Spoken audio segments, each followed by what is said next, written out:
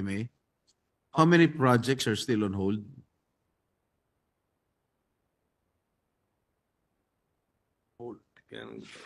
With the indulgence of the minority leader. That was my next question. Your Honor, mostly the railway projects. No? Ito pong Mindanao Railway System, and we can already also consider South Long Haul.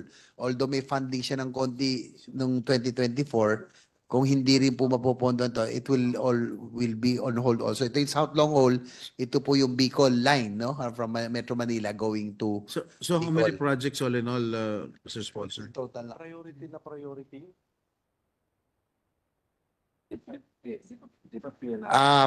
Apat po, Your Honor, Mr. President. Sa tatlong railway,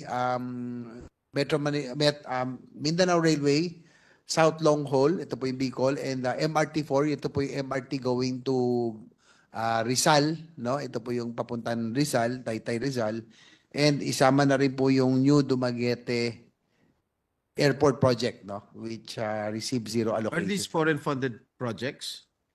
Yes, Your Honor, Mr. President. So kung hindi nagbigay, ang hinihintay natin pondo galing sa labas, so the project will not push through. Your Honor, Mr. President, ito po yung magiging consequences, no? If actual requirements will not be given to these aforementioned projects, no? Delay on project preparation, such as procurement of ito pong yung right of way, yung pong land acquisition, yung pong relocation, yung pong pag-ano sa contractor, no? Yung engagement of the contractor, and start of construction itself. So all of this will experience delays, Your Honor, Mr. President. Thank you, Mr. Sponsor. Minority Leader.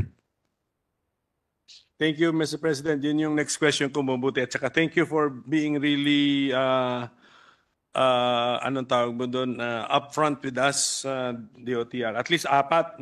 We can say that not less than 4 major projects infra projects are on hold.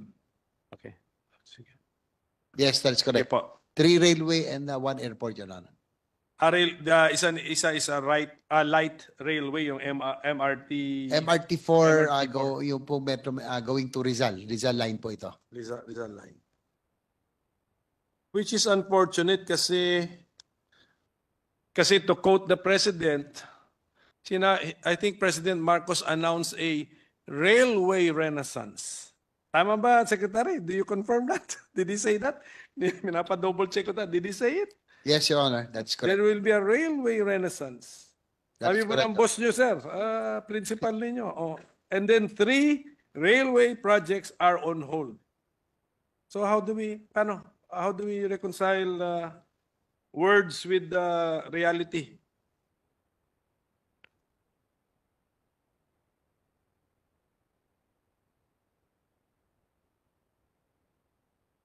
To add to that, Your Honor, Mr. President, most of the railway projects funding were substantially reduced, no, from the NEP to the GAB na bawasan pa. Paano ba yan, Mr. Secretary?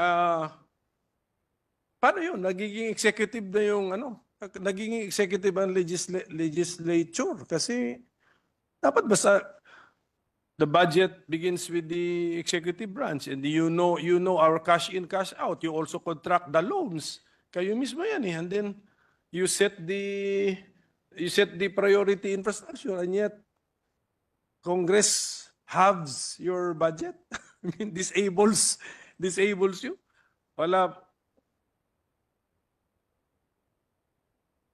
Your Honor, again, according to DOTR Secretary Jimmy, they were surprised, no, last year's in BICAM na talagang nalipat ng karamihan ng mga foreign assisted programs, pushed down from program to unprogram. And that's why, Your Honor, Mr. President, from my opening statement, being the sponsor and advocacy natin po itong infrastructure, I would want to propose an amendment at the proper time to retain funding of the priority projects in the program funds, Your Honor, Mr. President. Sige po, siguro kailangan medyo firm din ang Senate panel pagdating sa BICAM. Diba? If we believe in something, let's also stand by it siguro sa BICAM. Yes, Your Honor. We'll do our best, no? And as you say, tama rin, I agree with the minority leader. Talagang dapat pag priority programs, foreign assisted, dapat talagang nandun sa line yun, nandun sa program. Kasi Well- kung nilagay mo sa program, that is dependent on the revenues, no, that will be raised by government. So hindi siya priority kung nilagay mo sa program. Tsaka kasi when we say, I think we also, sa Duterte administration, then President Duterte used the phrase golden age of infrastructure. I do not know now, hindi yata ginagamit ni President Marcos yun, but pagdating sa targeted 5 to 6% infra expenditure of 5 to 6% of GDP, parang ganun. I think that has been retained. So parang kahit hindi ginagamit yung phrase na golden age of infrastructure, in effect, golden age of infrastructure pa rin ang target ninyo. But when we say golden age of infrastructure, ang gusto natin makita, not only, actually, hindi siguro yung more roads, but yung mga ganito. Ganito. Railway, airports, seaports, ganun. That's the golden age of infrastructure. That's correct, Your Honor, Mr. President. Tama kayo, yung golden age of infrastructure of the previous administration target nila to increase spending Yeah. from 5 to 6%. Actually, the previous year, nasa 2% na nga lang, kaya tayo siguro napag-iwanan. So at least the last administration, it went up to 5 to 6%. Yung pong golden age of infrastructure, yung pong build program, ito pong pagpasok ng Marcos administration, they wanted to improve or even surpass to the build better more. Correct. Dapat. Yes. Kaya lang, dito nga, I agree with you. I share the same frustration.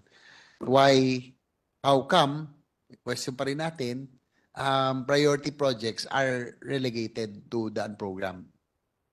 No, I don't necessarily agree. Pero gusto ko sabihin, I'm just pointing it out. Yeah? Yan ang sinasabi ng administration. So,